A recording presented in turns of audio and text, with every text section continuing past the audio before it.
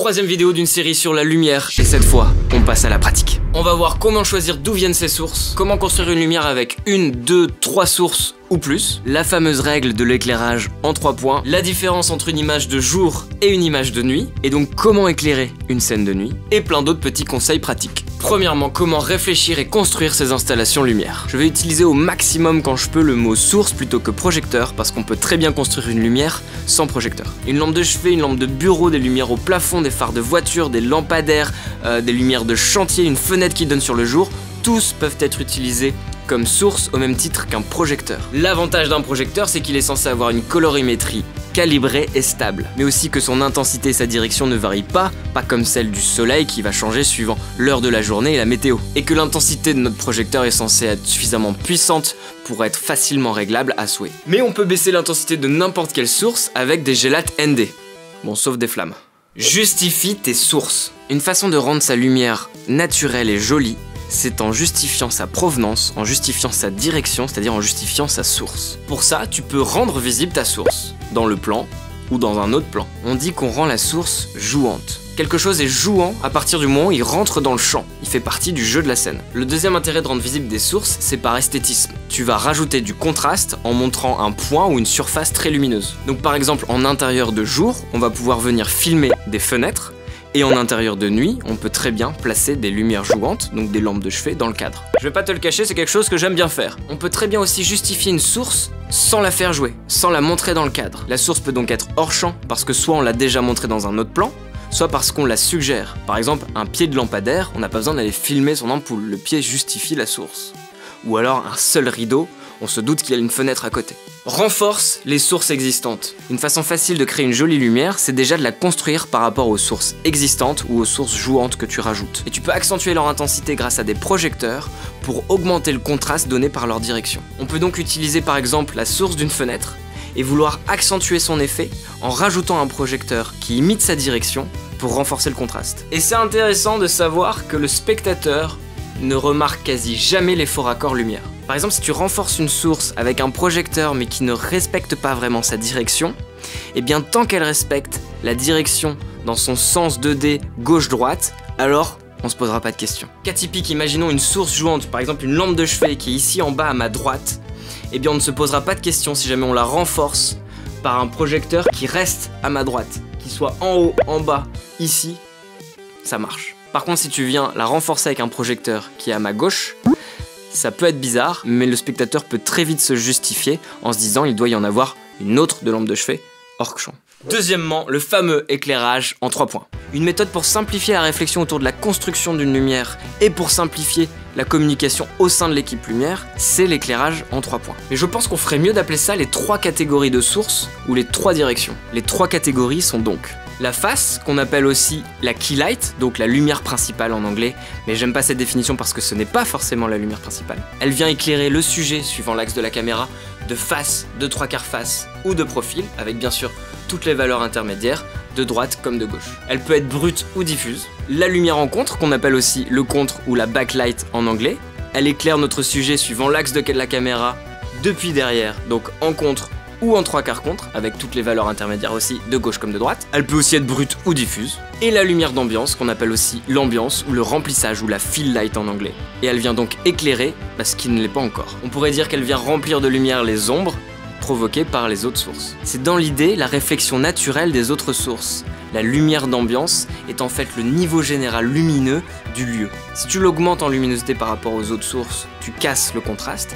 Si tu l'abaisses, tu amplifies le contraste. On dit aussi qu'elle vient déboucher les zones d'ombre. C'est dans l'idéal une lumière très diffuse qui ne recrée donc pas de direction et donc pas d'ombre. Alors pour voir comment tu peux t'amuser avec ces 3 catégories et donc construire un éclairage en 3 points, on va y aller étape par étape en voyant ce qu'on peut faire avec une source, avec 2, puis avec 3 ou plus. Alors on est ici en studio et donc c'est un cas particulier puisque les murs, le sol et le plafond sont noirs et donc le lieu ne génère naturellement aucune ambiance.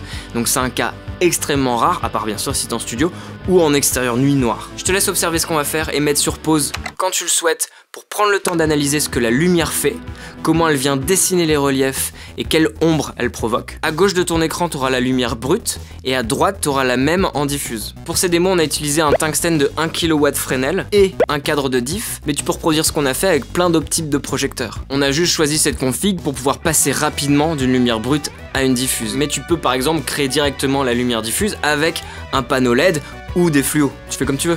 Donc qu'est-ce que tu peux faire avec une seule source de lumière? On peut créer une face, donc commençons par mettre le projecteur dans l'axe de la caméra à hauteur de visage. Ça équivaut à un flash d'appareil photo, surtout pour la lumière brute, c'est-à-dire qu'on écrase les reliefs, on ne vient rien modeler, ni vraiment créer d'ombre. On peut y noter un reflet dans les yeux, mais ça je te laisse voir les reflets par toi-même par la suite. On peut avoir une face de haut. Ce qui est plus habituel et donc plus naturel, ça va venir creuser les yeux en créant des ombres dessus et aussi sous le nez. Depuis le bas, ce qui est complètement inhabituel et peut créer une sensation de malaise. 2/3 face à hauteur de visage.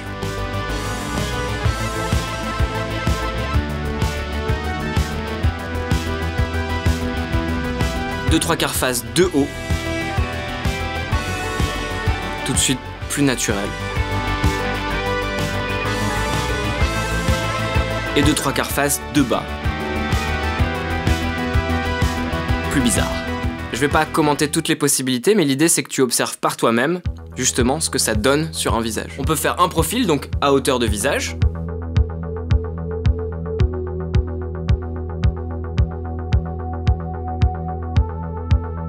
On peut faire un profil depuis le haut.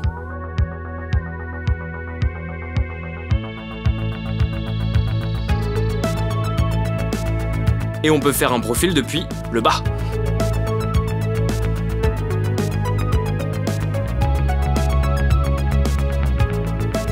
On peut créer une lumière zénitale, c'est-à-dire pile au-dessus du sujet, au zénith. Elle crée un effet très dramatique en creusant vraiment le visage, mais ça reste naturel puisqu'on a l'habitude de voir des sources qui nous éclairent depuis le dessus. Donc toujours avec une seule source, on peut créer un contre. Commençons par mettre le projecteur pile en contre, à hauteur de visage.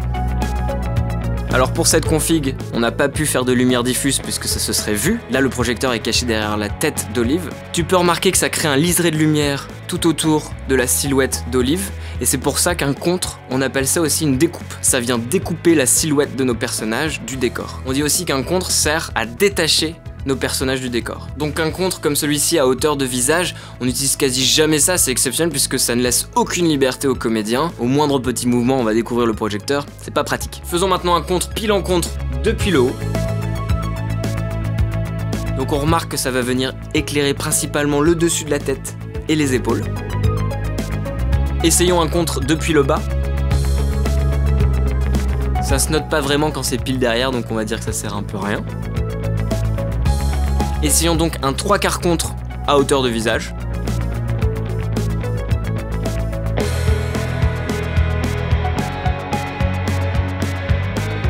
Un 3/4 contre depuis le haut. Ça peut paraître plus naturel encore une fois. Et un 3/4 contre depuis le bas. Et encore une fois depuis le bas, c'est pas très naturel, c'est un peu chelou. Tu l'as peut-être remarqué, mais l'effet d'une source diffuse se note un peu moins quand elle est en contre que quand elle est en face. Même si j'aime bien l'effet des contres diffus, on peut se faciliter la tâche à utiliser plutôt des contres bruts parce que ça sera plus facile à maîtriser. Et avec une seule source, on pourrait dans l'idée créer une ambiance. Une lumière donc dans l'idée sans direction, la plus diffuse possible. Pour ça, on a utilisé plein de grands panneaux de diffusion, donc plein de polis qu'on a mis en face et au plafond. On vient en fait essayer d'entourer au maximum notre sujet de lumière. On l'englobe en fait d'une lumière diffuse. Bon, on a triché, on a utilisé en fait 3 projecteurs pour arriver à éclairer tous les panneaux blancs. Mais dans l'idée, ça reste qu'une seule source d'ambiance, tu vois. Alors avant de passer à 2 sources, on va d'abord te montrer qu'avec une seule, on peut en simuler 2. Oui, on pourrait faire avec un miroir, mais aussi avec un réflecteur. Si on fait un 3/4 contre, eh bien on peut très bien venir mettre un poli en 3/4 face pour récupérer la lumière du contre, la réfléchir sur le poly et ainsi créer un 3/4 face diffus. Dis-toi que tu as aussi le choix de la hauteur à laquelle tu vas placer tes réflecteurs. Et comme d'hab, en hauteur, ça paraîtra plus naturel. Alors ce qu'on a fait ici pour éviter que le contre ne soit pas beaucoup plus fort que la face, c'est qu'on a mis le point chaud du contre non pas sur Olive, sur notre sujet, mais sur le réflecteur. À savoir, le réflecteur peut être tout et n'importe quoi et peut être jouant. Ça peut être un livre. Les pages d'un livre, c'est habituellement blanc, et donc ça va venir refléter la lumière de manière diffuse puisque assez proche du visage, et faire aussi briller les yeux. C'est plutôt joli. Bien sûr, si le livre était jaune, eh bien ça aurait fait un reflet jaune, comme là la petite radio jaune. S'il était vert, eh bien ça aurait fait un reflet vert, comme là le coussin vert. Bref, t'as saisi l'idée. On peut aussi, juste avec une source en contre, ne pas venir créer une face, mais une ambiance, et donc venir déboucher le visage. Suivant le contraste que tu veux faire et donc le niveau que tu veux donner à ton ambiance, tu laisseras ou pas le point chaud sur ton sujet. Avec plusieurs grands réflecteurs face à elle, on est venu déboucher son visage. On peut aussi, par exemple, avec une seule source, venir créer un 3/4 face et une ambiance. Je le répète, mais ici on est en studio, donc en situation particulière, c'est-à-dire que tout est noir, donc rien ne reflète ce projecteur. Alors que classiquement n'importe où ailleurs, à partir du moment où tu allumes un projecteur, tu créeras une ambiance. Mais c'est aussi intéressant de voir qu'en fait, une ambiance a un niveau, et ce niveau peut se régler suivant ce que tu cherches à créer comme contraste. Alors pour l'instant, on n'avait qu'une seule source. C'est pour te dire, pour te montrer que déjà avec une seule source, on peut faire des trucs sympas. Alors voyons ce qu'on peut faire maintenant avec deux sources de lumière. Tu peux tenter deux 3/4 faces, mais c'est quelque chose qu'on évitera au maximum parce que c'est pas très flatteur, c'est pas très joli, ça peut venir créer des doubles ombres et en fait c'est pas naturel, mais même si ça se retrouve dans la vraie vie naturellement, c'est pas joli, donc on évite. Tu peux créer si tu veux deux profils opposés. Alors que dire, ça fait un effet intriguant qui peut fonctionner en SF ou pour un décor chelou, je ne sais pas. Tu peux aussi avec deux sources les faire deux contres, par exemple un de chaque côté. Donc là on a deux 3/4 contres qu'on a essayé d'équilibrer en termes de direction et de puissance, mais tu pourrais très bien ne pas les équilibrer. Et on a tenté aussi deux du même côté. Un plus en contre que l'autre et pas la même puissance, celui qui est plus en contre, on l'a mis plus fort. On a essayé maintenant un en brut et un en diffus. Celui en brut est plus en contre.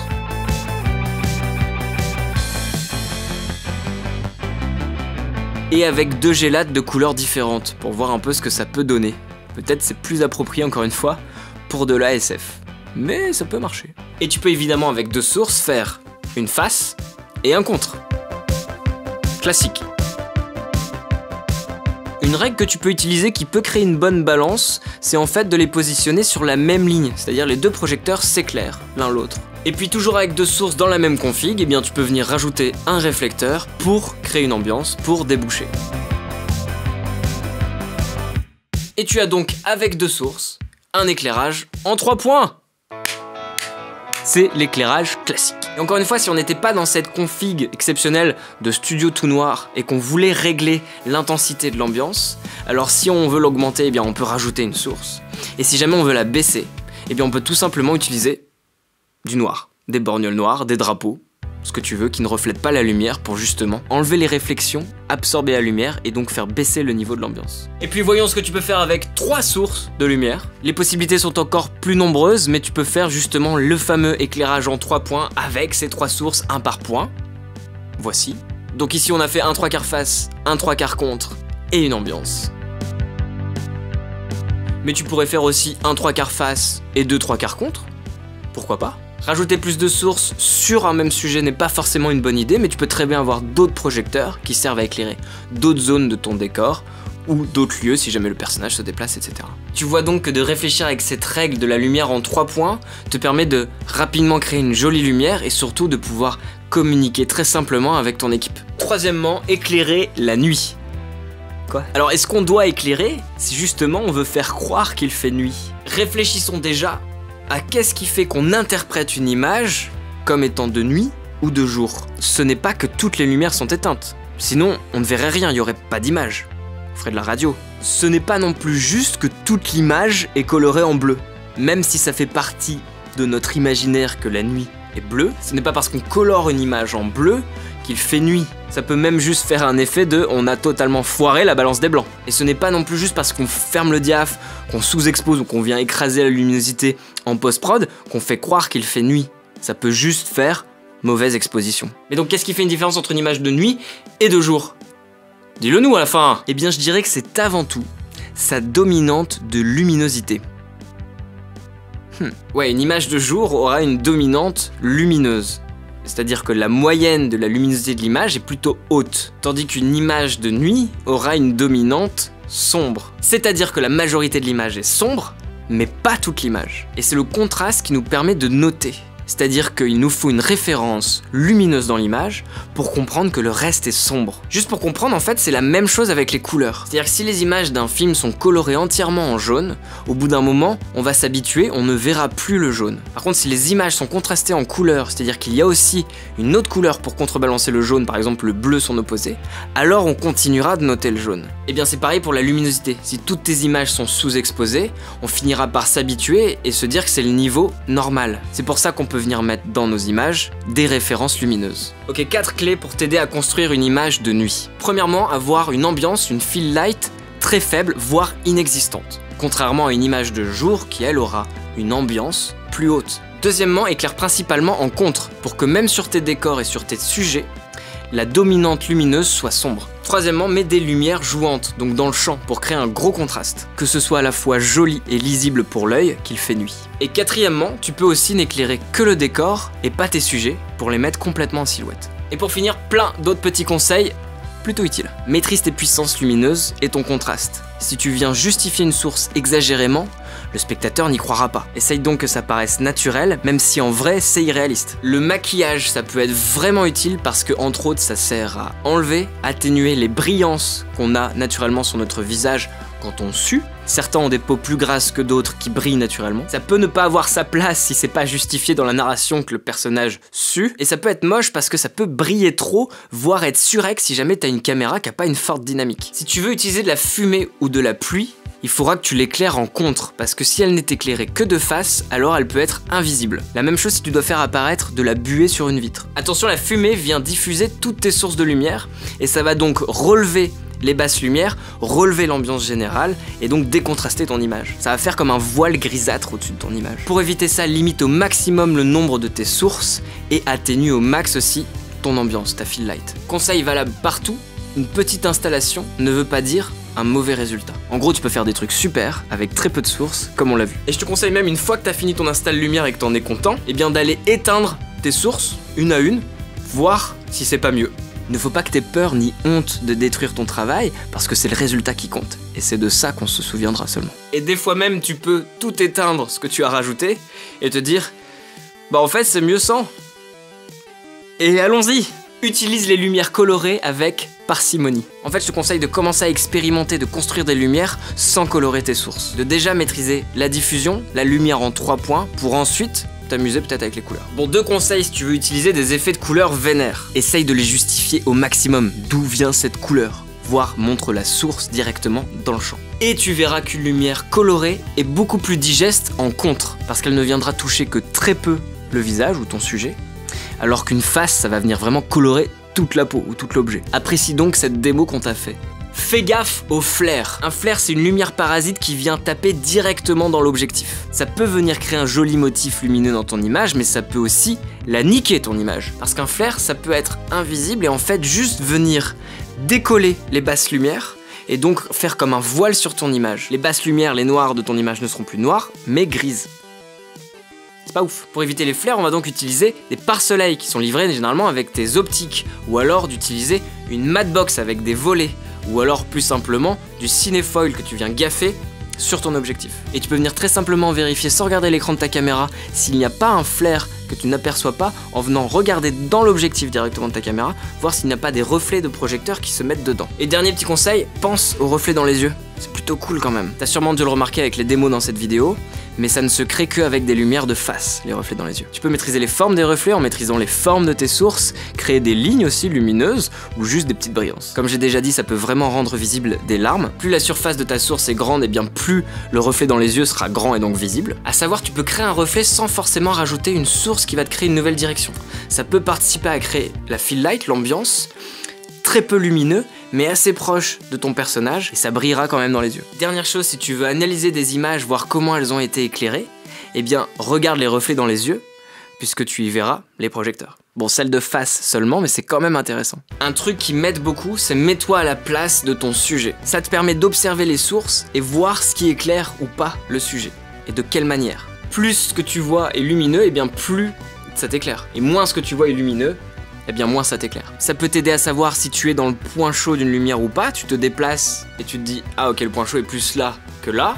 Tu le sens, tu le vois. Tu peux aussi rapidement analyser si ce qui t'éclaire est diffus ou pas, suivant si la taille lumineuse que tu aperçois est grande ou pas. Et ça peut te permettre de trouver la cause d'une fuite de lumière ou d'une ombre qui n'a rien à faire là. Tu te mets à sa place et tu regardes qu'est-ce qui la provoque. Conseil des merdes, si jamais tu n'as qu'un seul projecteur à dispo, pense à l'utiliser pour éclairer en indirect sur le plafond blanc ou sur les murs blancs. Voilà, j'espère que ça t'a donné envie de t'amuser avec la lumière, de construire des lumières ou juste de construire tes cadres, tes compositions suivant les sources déjà existantes. Si t'as d'autres astuces, d'autres conseils, des trucs importants que j'aurais oubliés ou même des trucs où je me suis gouré, bah n'hésite pas à le dire dans les commentaires. Ah, et si tu ne l'as pas encore vu, n'hésite pas à aller voir ma vidéo sur comment bien exposer tes images. C'est quand même plutôt en lien avec la lumière. Et si tu cherches d'autres conseils sur tout ce qui tourne autour de la création vidéo, eh bien n'hésite pas à t'abonner à ma chaîne Rouge Vert Bleu. Moi c'est Guillaume, je te dis à la prochaine. Ciao!